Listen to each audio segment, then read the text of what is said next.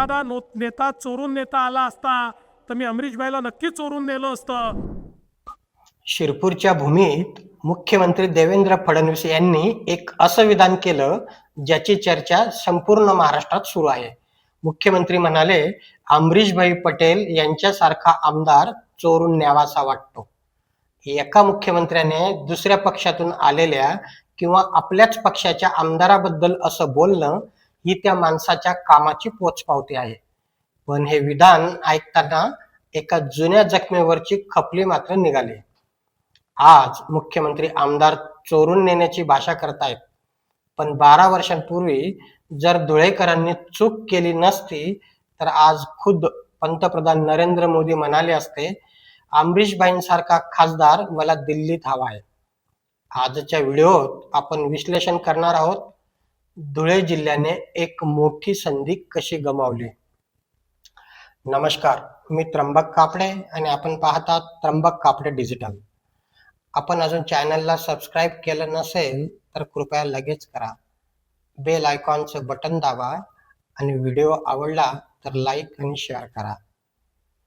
मंडळी, उभ्या महाराष्ट्राला माहीत आहे मुख्यमंत्री देवेंद्र फडणवीस हे एक अभ्यासू नेते आहेत. त्यांनी शिरपूरमध्ये उभं राहिलेलं 1200 खाटांचं रुग्णालय पाहिलं, तिथलं शिक्षण संकुल पाहिलं आणि त्यांना जाणवलं की हा माणूस सामान्य नाही. अमरीशभाईंनी शिरपूरचा चेहरा मोहरा बदलला. आमदार तर अनेक होतात, पण शिरपूर पॅटर्न राबवणारा आमदार हा एकच. मुख्यमंत्र्यांनी सोन्याची पारख केली जी कदाचित 12 वर्षांपूर्वी धुळेकरांना करता आली नाही.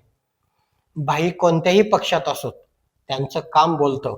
सरकार कुणाचंही असो, भाईंच्या कामाचा आवाका पाहून प्रशासन नमतं घेतं. हेच त्यांचं विजन आहे. इतिहास साक्ष आहे, जेव्हा शिरपूर विधानसभा मतदारसंघ राखीव झाला तेव्हा अमरीशभाईंनी धुळे लोकसभेची निवडणूक लढवली. त्यावेळी ते काँग्रेसमध्ये होते, पण दुर्दैवाने त्या निवडणुकीला विकासाचा मुद्दा बाजूला ठेवून पाटील विरुद्ध पटेल अशा जातीय समीकरणात अडकवण्यात आलं. राजकारण जिंकलं, पण धुळे जिल्हा हरला. भाईंचा पराभव झाला. नुकसान कोणाचं झालं? भाई तर पुन्हा विधान परिषदेवर गेले, ते आमदार झालेच, पण धुळे जिल्ह्याने एक हक्काचा विकास पुरुष संसदेत पाठवण्याची संधी गमावली, जो दिल्लीतून मोठा निधी खेचून आणू शकला असता. त्यावेळी धुळे लोकसभा मतदारसंघात डॉक्टर सुभाष भामरे निवडून आले. डॉक्टर भामरे हे सज्जन माणूस आहेत, यात शंकाच नाही. त्यांनी मनमाड इंदोर रेल्वेसाठी प्रयत्न केले, त्यांचं कामही चांगलं आहे. पण अमरीशभाईंची कार्यपद्धती वेगळी आणि वेगवान आहे. भाईंकडे उद्योगांना आकर्षित करण्याचं कौशल्य आहे. आज मुख्यमंत्री शिरपूरमध्ये IT पार्कसाठी प्रयत्न करू म्हणतात, पण विचार करा, जर 12 वर्षांपूर्वी भाई खासदार झाले असते तर आज धुळ्यात IT पार्क कधीच उभा राहिला असता. आज आपण मुख्यमंत्र्यांच्या तोंडून जे ऐकतोय ते कदाचित पंतप्रधान मोदींच्या तोंडून ऐकायला मिळालं असतं. मुख्यमंत्री म्हणाले, भाईंना चोरून न्यावंसं वाटतं. एखादा नेता चोरून नेता आला असता तर मी अमरीशभाईला नक्की चोरून नेलं असतं. हे विधान केवळ कौतुकाचं नाही, तर तो एक संदेश आहे. राज्याला अशा नेत्यांची गरज आहे, जे केवळ घोषणा करत नाहीत तर प्रत्यक्ष जमिनीवर काम उभं करतात. धुळे जिल्हा आजही गुंतवणुकीच्या बाबतीत बुंदी संपण्याची वाट पाहत बसलाय, पण जर बाईंसारखं खंबीर नेतृत्व केंद्रात असतं तर आज जिल्ह्याला रांगेत उभं राहावं लागलं नसतं. घरना उघडा आणि व्याहिनले लुगडा अशी वेळ जिल्ह्यावर आली नसती. मुख्यमंत्र्यांनी अमरीशभाईंबद्दल केलेल्या विधानाचे पडसाद आता संपूर्ण महाराष्ट्रात उमटत आहेत. याचे 2 पैलू आहेत.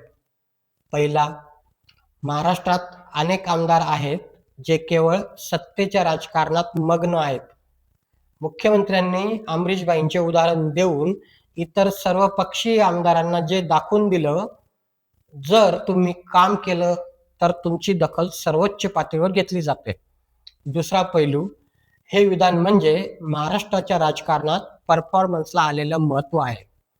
आता केवळ जातीच्या किंवा पक्षाच्या नावावर निवडणुका जिंकण्याचे दिवस संपत चालले आहेत. हेच मुख्यमंत्र्यांनी अप्रत्यक्षपणे आपल्याला सूचित केलं आहे. आज महाराष्ट्रातील किती आमदारांकडे स्वतःच्या मतदारसंघाचा असा एखादा पॅटर्न आहे?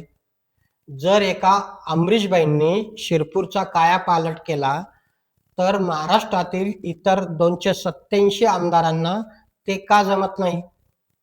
मुख्यमंत्र्यांना आमदार चोरून नेण्याची इच्छा का व्हावी? आपल्या व्यवस्थेत कर्तबगार लोकांची इतकी कमतरता निर्माण झाली आहे का?